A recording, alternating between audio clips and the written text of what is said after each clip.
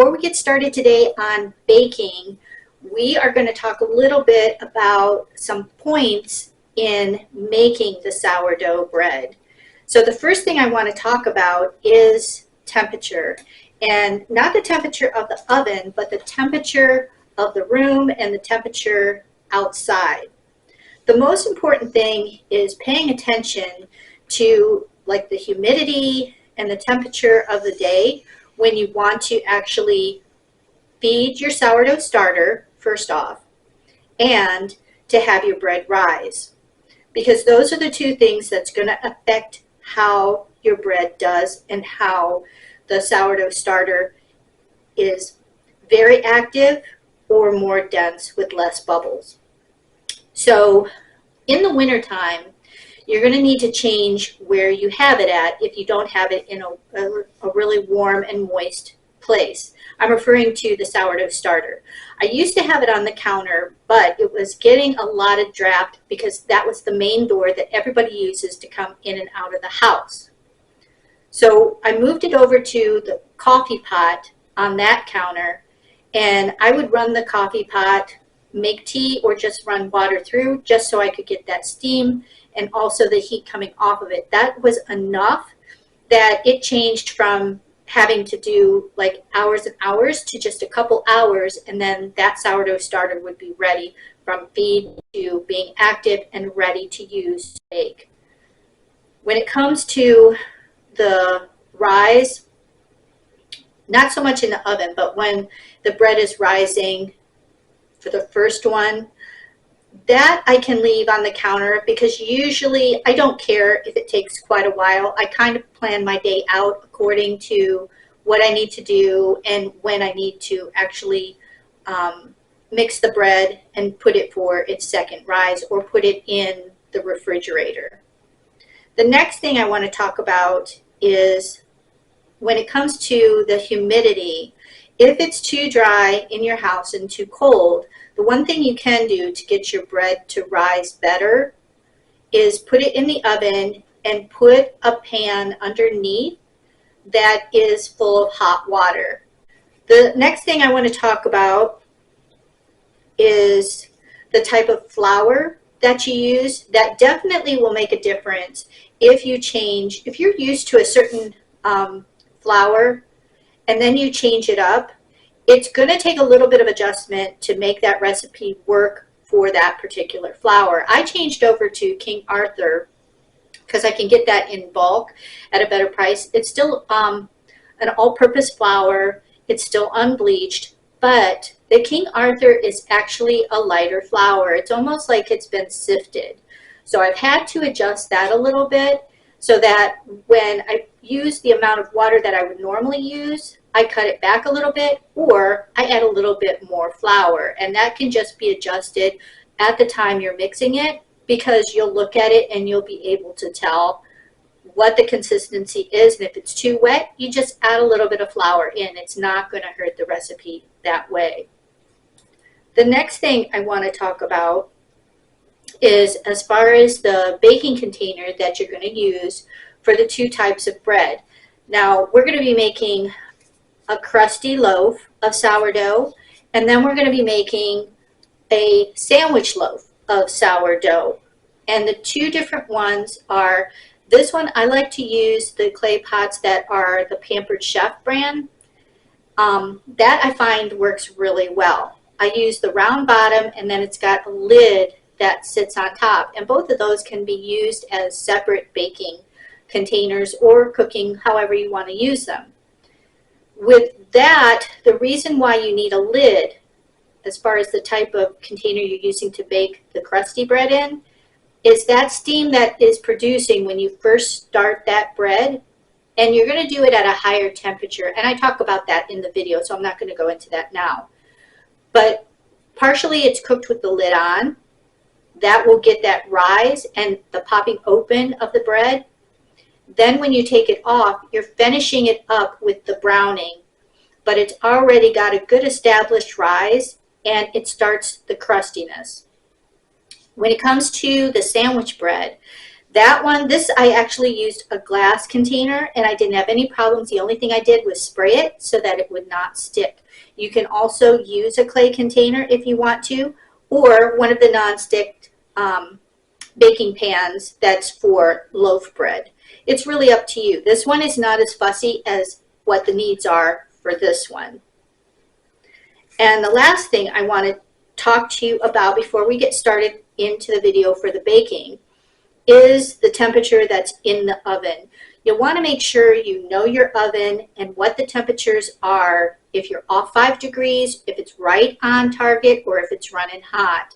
That's going to make a huge difference when you try to follow recipes so that you know if you need to adjust it by 5 degrees here or there. The other thing is if there are hot spots within your oven, you're going to need to know how to turn or place those pans in when you're baking, if you need to turn it partway through to finish off the other side. Now that we've gone through all those tips, we can go ahead and get started on the video for baking. This is looking really good and it is up to the top, so it is very active. And I'm hoping you're going to be able to see those bubbles that are in there. All right, the first thing I want to do is get the measurement all set up for the flour. And this is all-purpose flour and it's unbleached. The way that I do the flour is I don't scoop it in, I just pour it in.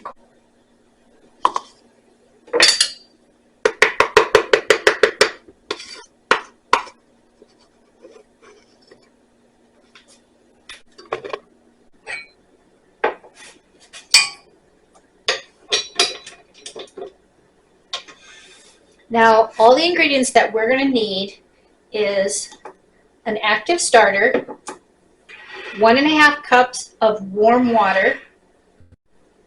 We're going to use 2 tablespoons of the raw unfiltered honey, and we're going to do 1 teaspoon of the Himalayan salt.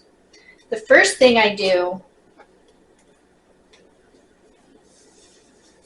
is measure out the salt, and I put that in and then mix it up in the flour before I add anything else. Next, we add in the honey.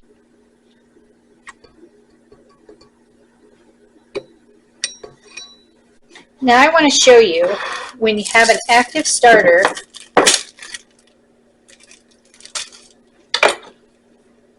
if you take just a little bit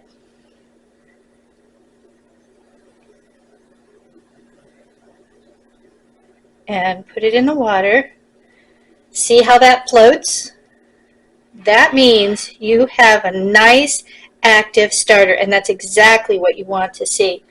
We're going to use 1 full cup in this recipe.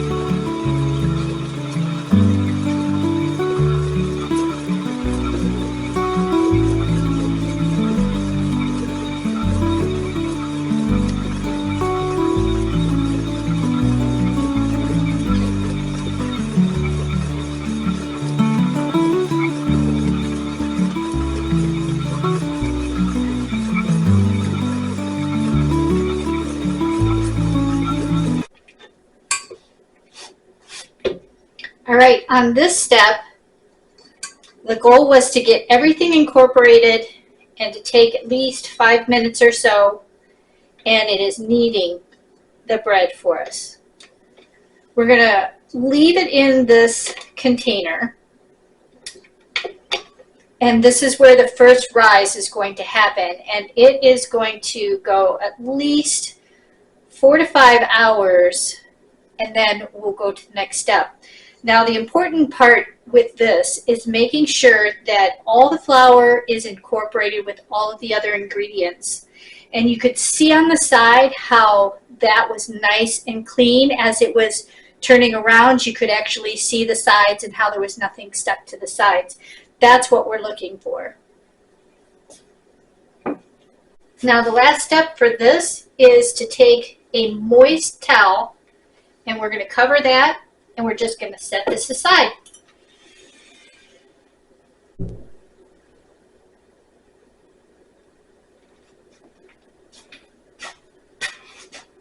Now it's just a matter of cleaning up after myself. And now the important part is not to be too fussy about this. There's a lot of people who will measure exactly. I do not. Once you have your active starter and you're using it, all you're going to do is replace what you took out. So we took 1 cup of active starter. So I'm going to take, we're going to use half cup measuring. That makes it easy.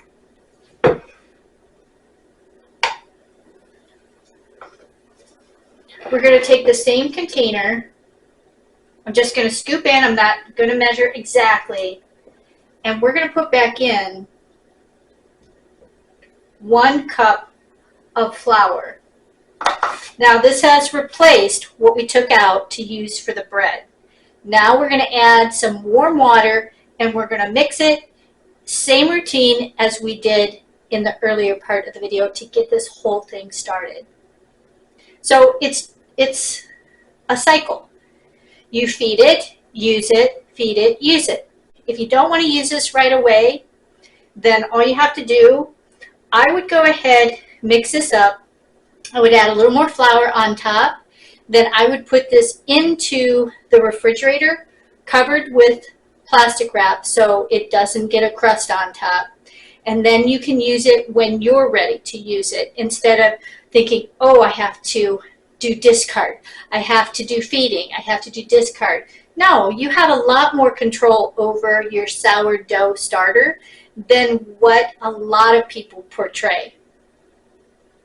All right, now we are going to get this loaf that we made ready for the fridge. And this one is going to be a round crusty loaf like this one. So what we need to do is sprinkle out some flour.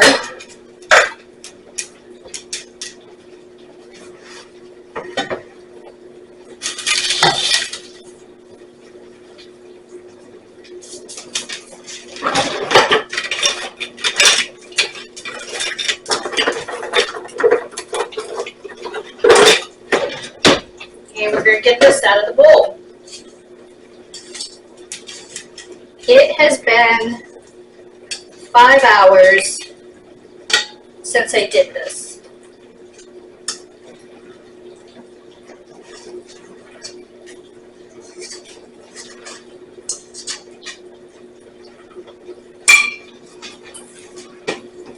Now the way that I do this is very simple. All I do is put it out like that, and then I pick up one, bring it over, almost like I'm braiding, but there's not a third braid. Then at the end, I roll it up, tuck it underneath, kind of push down and pull it towards me. And you can already see some of the air. Then we take this, put parchment paper in the bowl, Then in order to keep it from drying out in the fridge,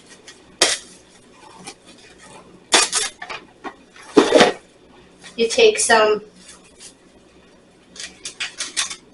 plastic wrap, put it over it, then take that same towel, cover it, and now this is ready to sit in the refrigerator overnight until tomorrow when we're going to bake it.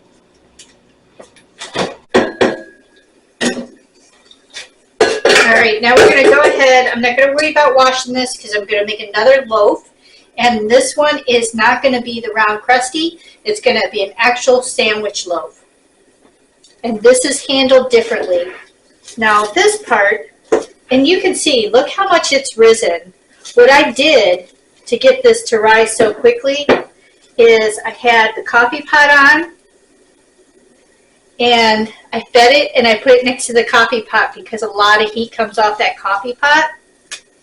And it works perfectly. In a couple hours, I have a nice, fresh, fluffy, active sourdough starter. So let's go ahead and get this made. We're going to do this exactly the same way as we did. And then this is going to sit. And then instead of going in the fridge, we're going to do something different.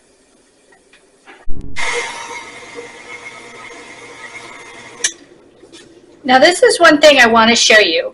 If by chance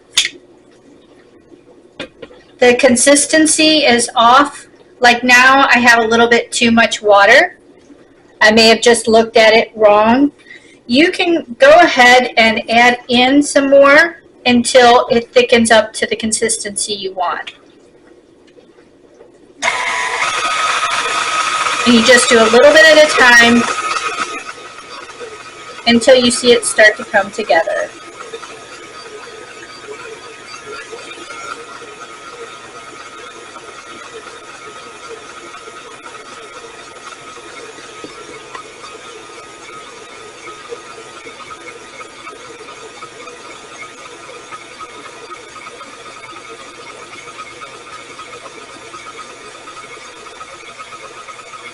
Just a little bit more.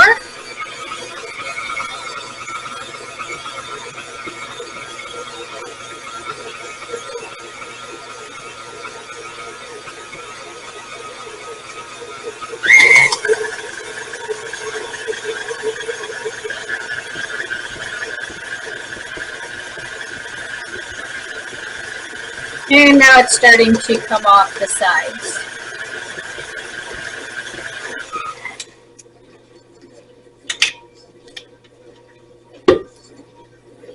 That's looking better. I still could have probably added just a little bit more, but that's okay. We don't mind a little bit of moisture. And now this is going to sit overnight.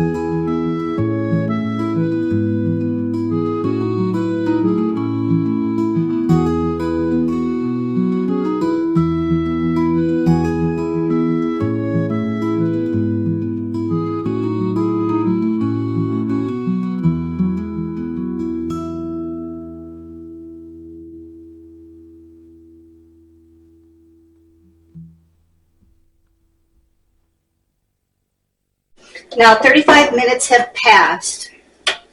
Pull this out, take a look at it.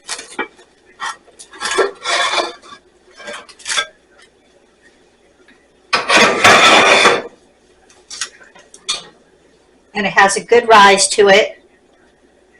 And it's a golden brown. So at this point, we're going to leave the lid off. Put this back in for another 10 minutes. The 10 minutes has passed. Let's see what it looks like as far as the darkness, and if we're ready to pull it out. Now that's perfect. That's the way that I like it. You can let it go a little bit darker if you want it to be more crusty, but this is what I prefer. I like it to be crusty, but not so stiff that when you bite into it, it's really, really hard. So let's take that out.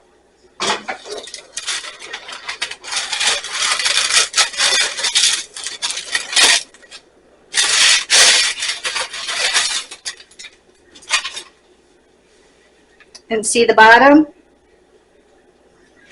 It's the same color all the way around.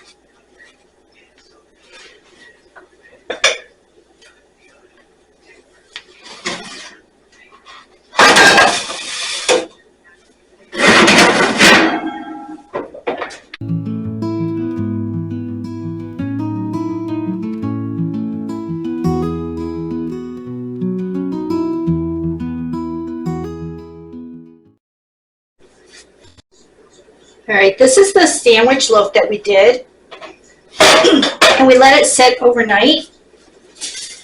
Then we re-rolled it, and we put it into the loaf pan. I'm going to put a tent over top because I don't want the top getting too dark too quickly. We're going to get this into the oven. And I changed the oven to 365.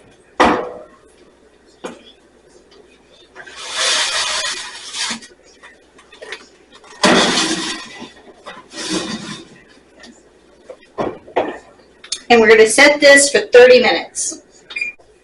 All right, it's only got a few minutes left on the 30-minute time.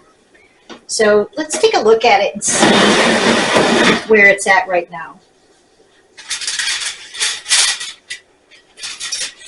It rose really good. The height is real nice. I think at this point, I am going to go ahead and leave that tent off. Let me show you. And we're going to put it back in.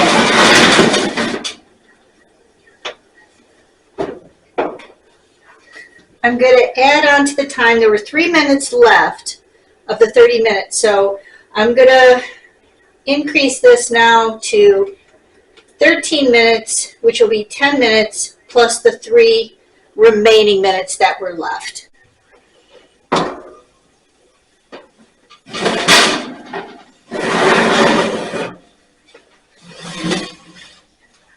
It's starting to brown up nicely now.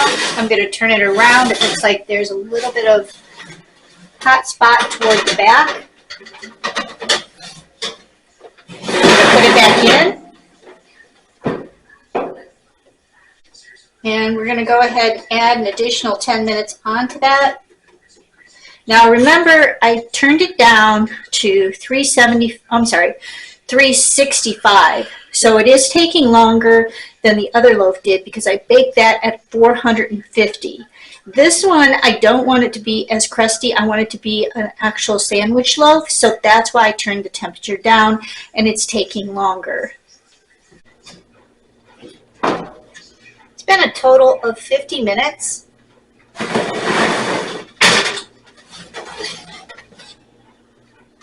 And this is almost to where I want it to be. I'm going to give it an additional 10 minutes. It has been a total of 60 minutes for this bread. And now that looks pretty good.